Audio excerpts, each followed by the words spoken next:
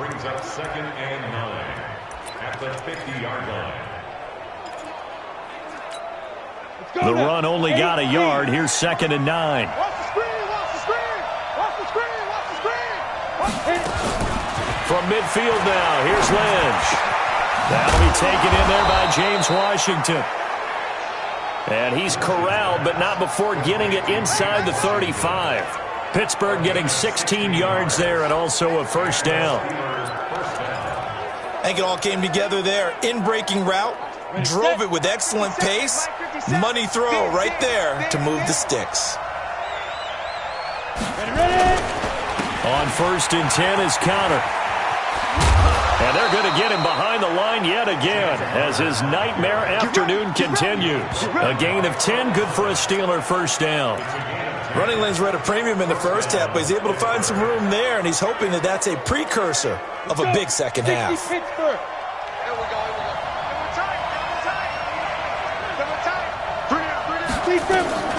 Throwing here, Lynch on first down. And it's complete. He gets this one to Washington.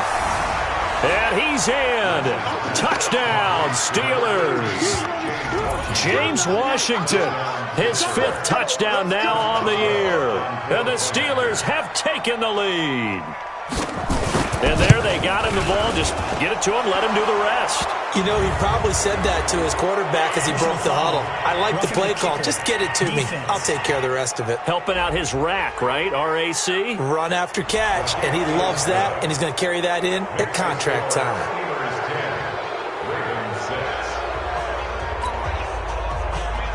After the roughing penalty on the PAT, they'll kick off from 15 yards further upfield.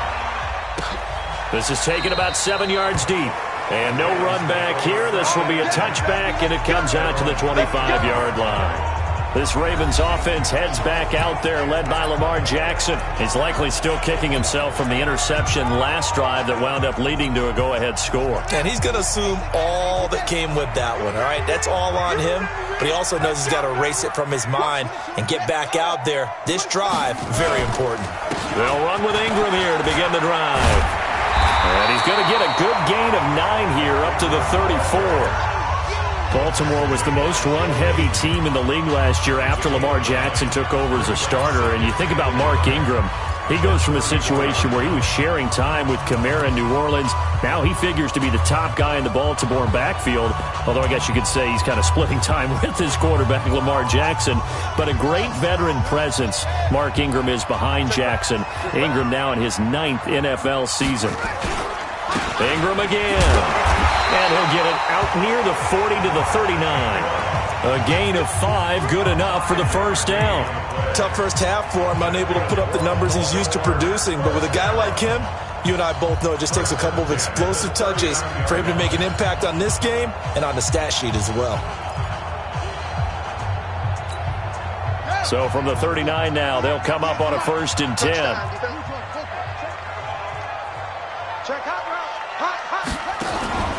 Jackson. And this is incomplete. The intended target was Chris Godwin, and that'll bring up 2nd down. We've seen these defenses make enough opportunistic plays to keep this one low scoring. Flying around, making plays on the ball, and we see yet another errant throw as a result. So line of scrimmage still the 39 on 2nd and 10. Now it's Jackson. He dumps it down to Ingram.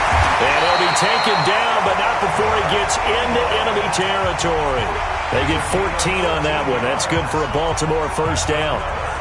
I know most of the time when the ball's in the air, you're thinking wide receiver, tight end, but running backs, they can be a big part of any passing offense nowadays.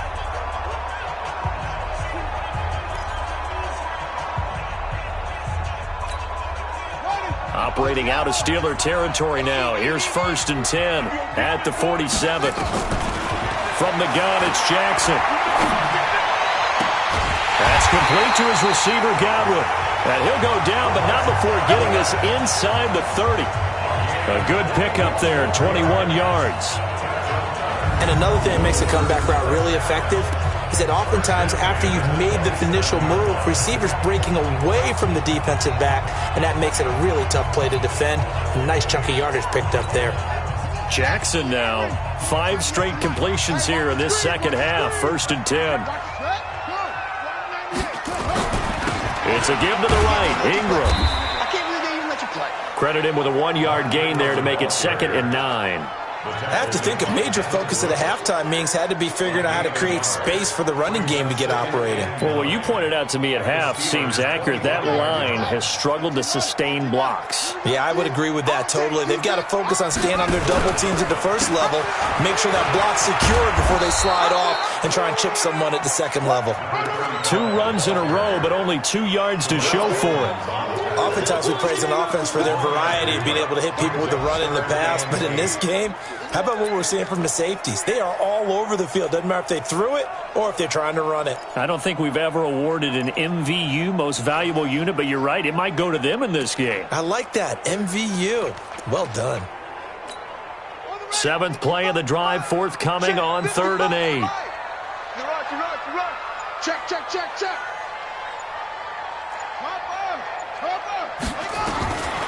From the gun, Jackson. And he's got his target. That's Moore. And brought down, but not before they get it inside the 10 to the 7. They're able to convert on 3rd down, and that sets up a 1st and goal. Cool under pressure right there, escaping the pocket and finding what I think was not his primary target. And some of these guys are just so comfortable getting outside of the pocket that they'll do it on purpose. It doesn't even need to be a breakdown. They move, and they know it affects the defense, because a lot of times you get lost in coverage in the secondary, and I think you're exactly right. Wasn't his primary target. Found a secondary guy who sprang open, probably because of his movement out of the pocket. They'll say no gain on the play, and it'll be 2nd and goal. Now, they struggled to get him rolling on the ground in the first half, and that's sort of continuing here in the 3rd quarter. Yeah, but I don't think it's time to abandon the running game. I would say keep feeding the horse, and I believe he'll eventually reward them, especially as we get deeper in the game. On 2nd and goal, Jackson. And that one not to be. It's incomplete. So they couldn't hook up as time has now run out on this 3rd quarter of play. Back now in Baltimore. It's the Ravens with possession of the football, but trailing on the big board as we get set for the 4th.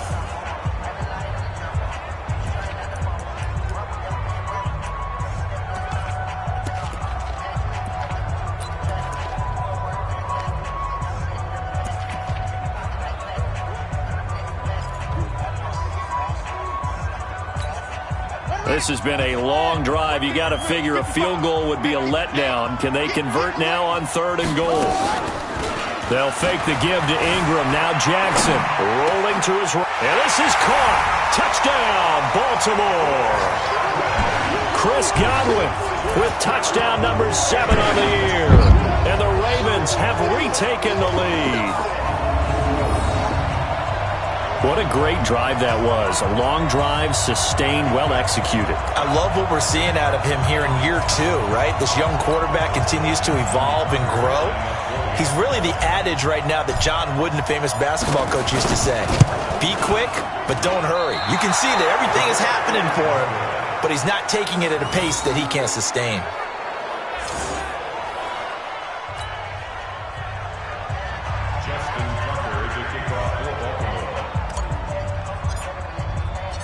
Now he's back out there to boom this one away, maybe with some frustration after the PAT miss.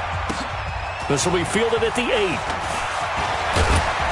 Solid return, pretty good field position. They'll start at the 32-yard line. And as this offense makes their way back out, it's AFC playoff race time as we give you a look.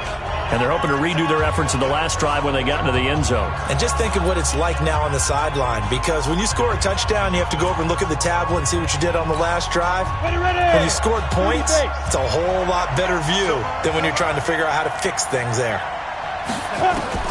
On 1st down, it's Ledge. And his throw's going to be incomplete. The tight end, C.J. Uzomah, the intended receiver. But it's going to be 2nd down. And that's one he's got to be happy to have back. There wasn't a hole open in the zone. You'd have to think on early downs like that 1st down there, need to be a little bit more careful. Yeah, fortunately for him, got a couple more downs to play with. Here's 2nd and 10 now from about the 32. 132 fighter. To throw again. Lynch. He'll find Smith-Schuster. That's complete. That catch good for 5. It's third down. One thing I think that's safe to say defensively, the tackling's been really good. And because of that, it's been very, very hard for them to move the ball because you're not getting the benefits of run after catch. They're tackling them almost on the spot. That means you have to run extra plays, harder to move it. The last play on the completion got them half of what they needed. Now here's a tough 3rd and 5. Now throwing on 3rd down there, but he cannot connect. Well, the other day they told us when we've got 3rd and 5 or less, we have to be able to convert. And I guess every team would say that, Charles, but an opportunity missed there. What they were trying to tell us is they believe it's a matchup game at that point. And they liked some matchups that they had, thought they could exploit them, unable to do so on that play. Barry on to punt as he gets this one away. And this is going to hit the goal line and continue on into the end zone for a touchback. Now the Baltimore offense heading back out onto the field. Some good games going on in the early window. This might be the best of the bunch. The drive starts here with a carry by Ingram. 10 yards on the pickup there, and it'll be 2nd down. Despite the blitz, they're still able to pick up a nice solid gain. The disadvantage of blitzing often alters the normal spacing and run fits and leaves creases like they were able to exploit right there.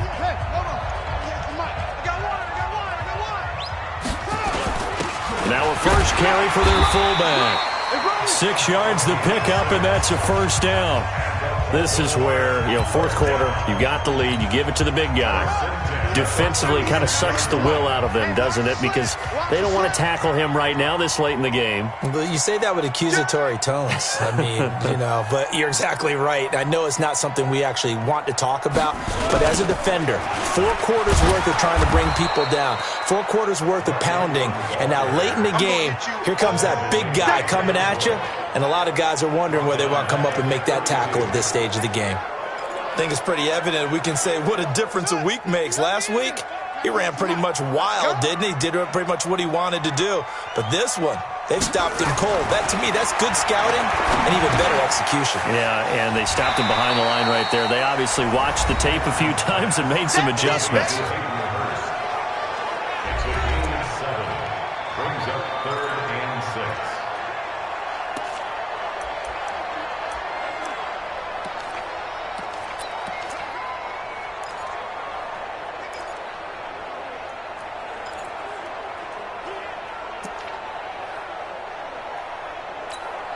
One of the bigger plays in the game thus far, and the crowd getting into it as we come up on a big 3rd down.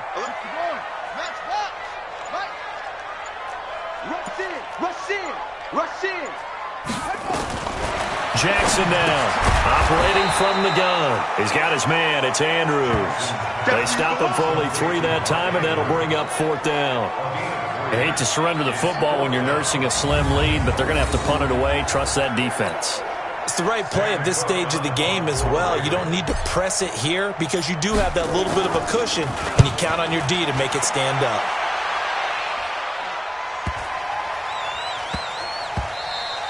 And no one there to stop it. Hits at the 8, but it carries all the way into the end zone for a touchback. And the Steelers set to take the field. And a tight game after punting last time. See if they can get something going on this drive.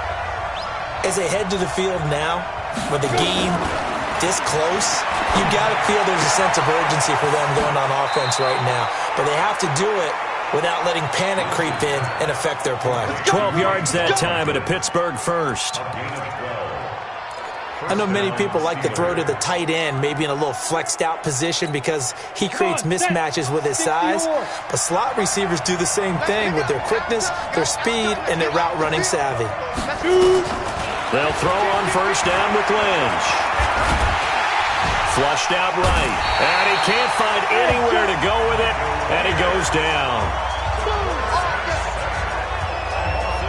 You never want to give up a sack. From the O-line's perspective, they hate it for several reasons, especially because they felt like they let little brother down back there in the pocket. Oh, no doubt. They have a ton of pride, and they go into every job wanting to keep that guy clean. They want that uniform with no grass stains, no dirt, nothing on it. but it's really, really difficult. You're talking about some terrific athletes who are trying to put him on the ground. Now following the sack, they'll look to make amends on a 2nd down and 17. Now this one to his tight end out on the right side. That one good for 17 as they're set up better now for 3rd down. Tell you what, he's been able to put the ball in some tight spots all game long. That throw, no different. Yeah, a lot of people would call it a gutsy type of a throw. I think he looks at it as, I can do it, so it's not that big of a deal to me, and I'm going to keep firing. The battle in the trenches never more important than right now. This is 3rd and inches. 2 minutes remain, and that's our score differential as well. 2 points here in the 4th quarter. So the Steelers with the football as we get you reset. And let's see what they've come up with offensively after having time to talk it over. He may try and run for this. 8 yards that time, able to take off, and the result is a 1st down. 1st down now, but the clock continues to move. They'll look to throw. Open man completes it to Smith-Schuster. He'll be taken down at the 48 for a pickup of 2 yards. Back to throw. They're making steady. Oh, no, he lost the football. And it's picked up by the Ravens. And his guys are going to get the football at the 37-yard line. Well, that simply is a missed opportunity. They're in position. If they take the ball downfield and score, they've got a chance to win the game. Instead, they cough it up. I don't think next week at practice is going to be a whole lot of fun for him. On the other side, no bigger time to force a turnover when you've got that small lead. Yeah, and when you look at it from the offense's perspective, taking care of the ball is so important. I know they're going to have all kind of ball security drills in practice all next week. Now the Steelers use the first of their 3 timeouts as they get the stoppage with a little over 50 seconds left to go in the game.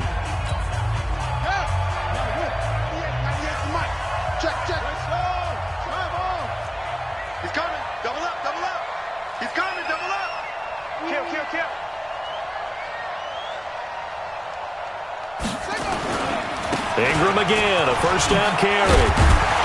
And he's got this down to the 35. Now the Steelers use the 2nd of their 3 timeouts as they get the stoppage with just under 50 seconds remaining in the 4th.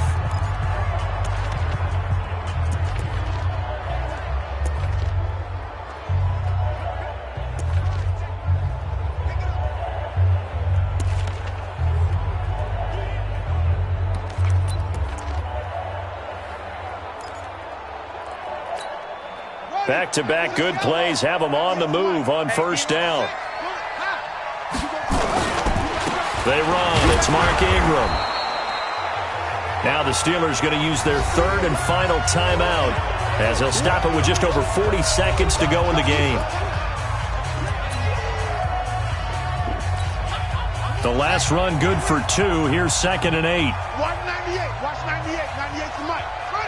The Ravens taking a knee with victory seemingly in hand here. I don't know about you, partner, but watching them take the knee there and finish this one off, I feel like I'm going to be sore tomorrow. This was one bruising affair. Low scoring, but my kind of football. Not a work of art, but maybe in your world, a little bit of a work of art. You like the defensive side. I thought it was pretty. I can't help myself. I thought it was pretty. And it ends in a kneel down as the clock rolls down to zeros. They will take the knee here, and they will finish this regular season with a victory. So the final seconds tick away in this Baltimore victory, and they were spurred on by a strong performance in that 4th quarter as they held their opponents off the scoreboard. Everyone wants to pitch a shutout for the entire game, but when you throw one in the 4th quarter, that tells everyone that you're getting stronger. And dominance is starting to take over, right? The way that you close, the way that you finish, that gets preached to you from the time you're playing Little League football all the way up through. And they closed them out with a big-time performance down the stretch. So for Baltimore, the win means they'll finish in double digits at 10-6. And that is maybe not exactly what they were hoping for, but a better-than-average season nonetheless. Meanwhile, for the Steelers, they wanted desperately to finish at 500, but that won't happen, as it'll be a 7-9 season in the end. And they can take South.